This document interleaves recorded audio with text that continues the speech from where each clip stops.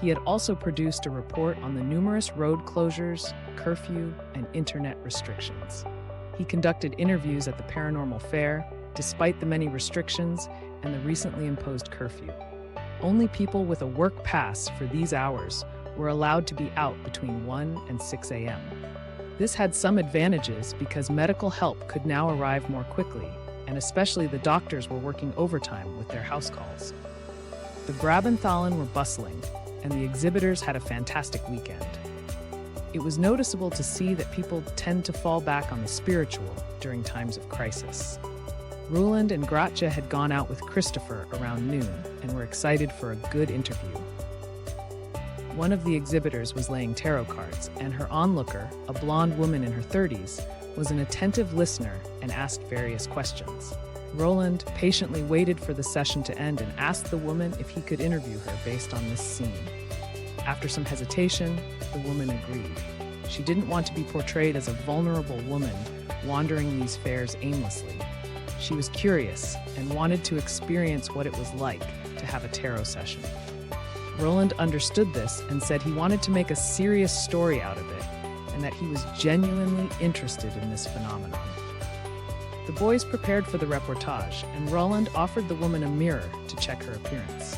Somewhat surprised, she accepted the offer and could start the interview a few minutes later. Good evening, dear viewers. Here is Roland Veldmeis again, this time with a report from the Brabanthallen during the annual Paranormal Fair. Despite the many restrictions, it's a busy fair and a great opportunity to see what the future holds for us. I'm here with Monique Oudhout and Madame Future, who have just finished a tarot session together, and we wanted to ask Monique what this means to her. Monique, slightly blushing and feeling embarrassed, said, "Well, I thought, let's make a nice day out of it after all the misery of the past few months. And yes, I was indeed curious about the direction things are taking with all these restrictions.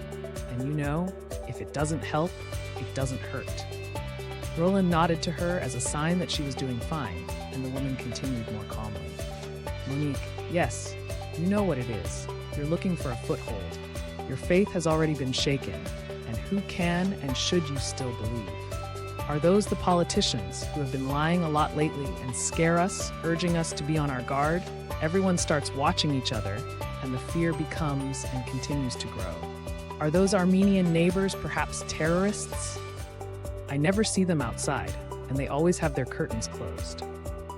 Is it the Turkish baker on the corner with his son, who recently started growing his beard and is seen more and more often in a dress than jeans? You don't know anymore and are mainly just scared. As a kind of comfort and pleasure, because you never know if what they say is true, that's my first idea about these things. That's why I'm at this fair, mainly enjoying the peace here and the pleasant scents of various oils and incense. Were Madame Future's answers what you wanted to hear, or did she miss the mark? Some things she got right, like that incident I experienced with my grandfather during the war's end when I was 6. She mentioned that I had experienced something with an older person that had a big impact on me. I immediately knew what she meant, but some things go too far for me, and I'm not sure what to do with them. I prefer to leave it to chance. I'm not someone who wants to know what will happen, and if you already know everything beforehand, it seems very boring." After this brief conversation, Roland thanked Monique and turned to Madame Future. He also asked her if she wanted to explain or tell something. She turned her face away and made a spitting motion backward. Roland and the rest of the crew looked at her, finding this behavior strange. Suddenly, she grabbed Roland's hand and began growling like a madwoman, sniffing him. If she hadn't had that strange look in her eyes, it might have seemed laughable, but it looked quite terrifying. Her pupils had been replaced by the whites of her eyes, and drool started dripping from her mouth. Roland jerked his arm back in shock and stared in dismay at the now highly agitated woman, swinging her arms around and shouting strange words. Monique fell backward from her chair when the woman leaped over the table like a cat and ran out of the room screaming, leaving everyone in full amazement and shock. The whole incident had taken less than 2 minutes, and before Roland realized what was happening, Gratje ran after the woman to see where she was going. His journey didn't last long because before the woman reached the exit, she collapsed to the ground, trembling. The EMTs, who had rushed over to help Madame Futura lying further away, immediately took care of her, and Grace walked back to Roland and the bewildered Christopher. What was that all about? Grace asked Roland, who had meanwhile checked his hand and arm for any wounds. He couldn't find anything, helped the astonished Monique to her feet, and let her sit back down. What on earth was that? She asked Roland, looking equally puzzled, as he didn't understand what had just happened. The EMT, who had just helped the madam lying further away, now walked towards Roland's bewildered group. It's fortunately nothing serious, Madame is fine, but what's going on here, and what exactly happened? While he rearranges his kit, he says, I asked the woman for her name. She told me she was Madame Futura and practiced tarot card reading, and she asked me why she was on the ground here. I replied that she had collapsed here after a short sprint from her booth, babbling all kinds of words. She couldn't remember anything. What's going on here? Roland calmly told the man what had happened and that they were more shocked than anything serious had happened. The man had some difficulty with the story that Madame had jumped over the table like a cat and dismissed this story as a possible shock. Roland wanted to speak to the woman if possible. The man saw no objection and walked with him to where the woman was now, sitting calmly on a chair. Stop, she said when they were both half a meter away from her chair. My apologies, but I have seen enough from you, and I can only say that I kept hearing the same words. Simplicity is beauty. That's all I can and want to tell you, and I wish you good luck with your search. Roland wished her well, said goodbye, and absorbed her words. After this incident, Roland and his team made a few more recordings and then went straight home. After the incident, Roland asked Grace if he had filmed everything. Grace said he believed he had captured everything on tape, including the leap over the table and her flight to the exit. They agreed to edit the footage that same evening before going home to see what had happened. Sitting at the editing table, Grace and Roland watched the footage and were surprised to see only noise at the moment the incident occurred. Both stared in amazement at the screen and saw that the recording started again after the scene had played out, with the impression shots the crew had made. "What is this now?" said a bewildered Roland to Grace, who stood speechless, staring at the screen.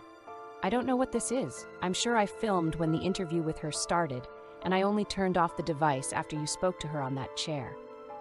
I know she said to you, simplicity is beauty. That's when I stopped filming." "Weird," said Roland, agreeing to leave the matter alone and edit everything as if nothing had happened. That evening, he turned on his computer to check the latest news, and his eye immediately caught the news about the Next Genesis Foundation, which had caused quite a stir.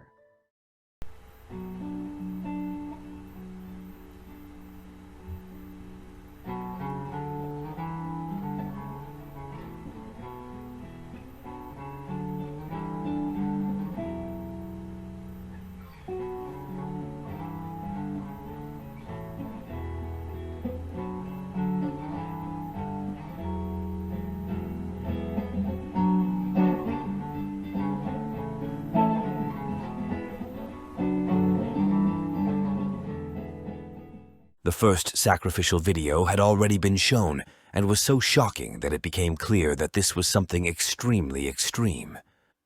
From a 4-story apartment building, a girl wearing only panties and a bra was thrown off the roof by 2 figures dressed as monks in white robes.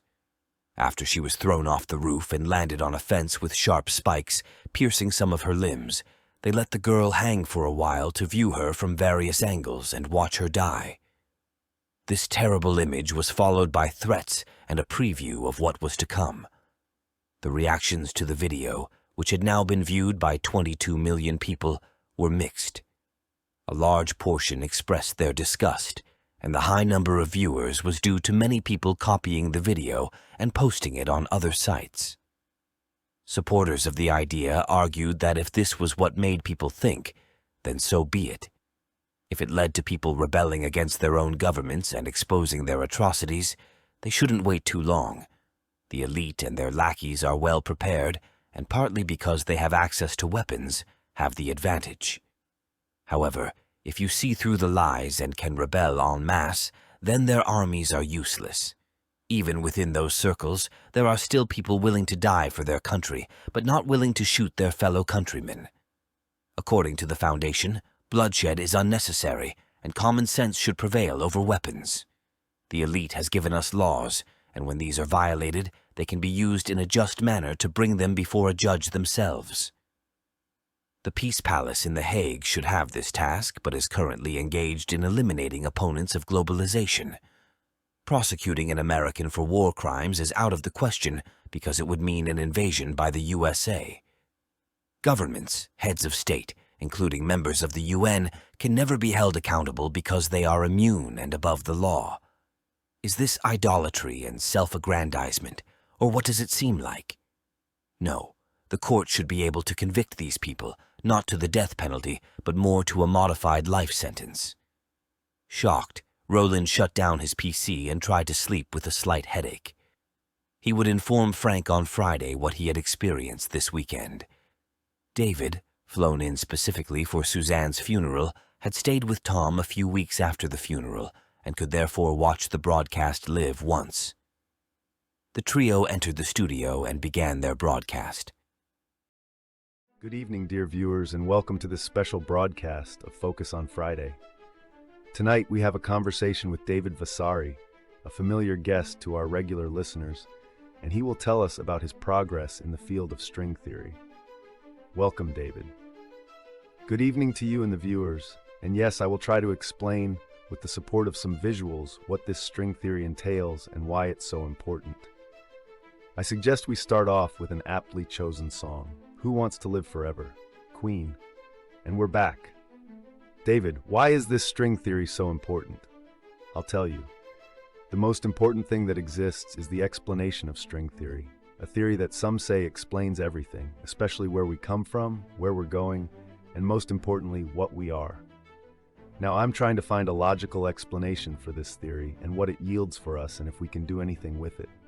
The first important aspect is that I personally see it as a scientific and particularly provable phenomenon, more than a theological explanation based on dogmas and hearsay. String theory is very simple, and that is the essence of the theory. You could almost say that because of its simplicity, it seems almost illogical, while the opposite is actually more the case. I'd like that explained a bit more clearly. So far, it sounds a bit vague and New Age-like. Correct me if I'm wrong. I'll correct you right away. Because the New Age phenomenon is again an invention of the media concerning people who are letting go of their old beliefs and are eagerly searching for a replacement. This is prompted by the fact that, due to the years of brainwashing by their own religions, they cannot do without this drug because that's what it is. The belief in one's own ability is paramount to them, but is used to become strong in business and financially and to extract freedom and love from materialism. This also means helping your fellow human being. With the spiritualism hype, it's seen as a new direction, and the sheep all obediently follow in the same direction, namely towards the slaughterhouse. Just look at the followers of The Secret. No, string theory is about the individual who does not go along with the current flow, but deviates and dares to ask questions about life and its purpose as a human being in it. What's the point of that? I mean, you have to go along with the masses, don't you? Where is it written what you as a human being must do? Yes, we all live in a country and have to abide by the rules within that nation, otherwise there will be anarchy and chaos. That's correct, but are the current rules there to help us, or to make us adapt and control ourselves? The more rules, the less freedom of action and initiative. You can agree on rules with people for a better livable society, but see what happens. A few individuals break the rules, and are even sometimes in a position to break so many rules that they slowly take over the power in a country and corrupt the system. If this person has the right means and finances, they can even take over the world and eliminate you as an individual. After the next song, I'd like to know what you mean by this. Cave Muse. We're back on the air and continuing our conversation with David Vasari. David, before this song you were talking about the individual and string theory and why it's so important. Okay, I'll go a bit further now. As humans, we're curious about where we come from and how we originated. In fact, what are we? Now, scientists have recently discovered that our essential self consists of light, a tiny light. Let's call it the soul for simplicity's sake. When we die, and we've understood this from the many near-death experiences of various people, our spirit soul leaves our physical body and we get a four-dimensional view during our out-of-body experience. Time no longer exists, and that makes the extra dimension possible. As physical beings, we cannot perceive this and are unaware of the existence of a fourth dimension. However, multiple dimensions are required for the string theory to work, which experts say do exist but cannot be demonstrated with current technology. When you then incorporate the story of these near-death experiences into string theory, it becomes really interesting. In my research, I have encountered observations of multiple dimensions, but none of them can be proven as real because evidence is lacking. Let's take a further look. So we have multiple dimensions and a light, everything we know about atoms, protons, neutrons, and quantum mechanics, plus the fact that according to mathematical calculations, everything consists of tiny strings that together form the structure of something or someone. When you explain this regarding death and you know that your mortal body becomes a food source for various organisms, new life, you can imagine that everything consists of the same strings, except for the light, the soul. This little string seeks its own path and chooses, after leaving the physical body, where to find or end up in a new body, because the universe consists of the same strings, and one might as well become a star or a planet. The free will and choice of each soul to be what it wants, its own God. Are there any proofs that the human soul consists of lights? Toveren, Herman van Veen. We're back and hope that the video with the explanation by Carl Sagan about the fourth dimension and what it exactly entails has made something clear about the conversation between David Vasari and me. As you know, this program is broadcast simultaneously with the radio version, and while they play a song, we show visuals. Peter Van Tetteru, who is here in the radio studio, had a question he wanted to ask David. Peter, go ahead with your question. Thank you, Frank. And yes, the question is, what is the point? That's a very good question. It's all about this. When one understands and accepts the string theory, one does not need to be afraid of dying, because in reality one does not really die, but transitions into another dimension. And as a human being, you determine how that will look. You can use other parts of your brain there, like telepathy, flying, absence of time, and you'll experience that we can escape from a three-dimensional world, something we were not made for. And our brains, of which we only use a fraction now, were not made for either. When you adopt this way of thinking and believe, you're already starting to use your other half. Because you know you don't die and just continue living in a way that suits you, you're also no longer afraid of dying or of losing people. Of course, the physical part disappears, but there's a clearly observable spirit in return, which, if you allow it, is still connected to you, but was bound to a physical body. When one no longer fears death, one can more easily open up to others and not be afraid of what happens. One can enjoy life more because what one was busy with is continued, but in a different form. That one little unique string, the soul, is in every human, but is terribly hindered by the three-dimensional aspect of the matter. There are scientists who have known this for a long time and, through terror and brainwashing, have already progressed so far in letting the mind believe that they have the only salvation to live for and are already taking advantage of this. Your mind can live more freely when you realize that nothing can hinder you, not even death. In fact, you have the ability to transcend death and discover the secret of everything, namely eternal life, something that alchemists and wizards have been searching for through the ages.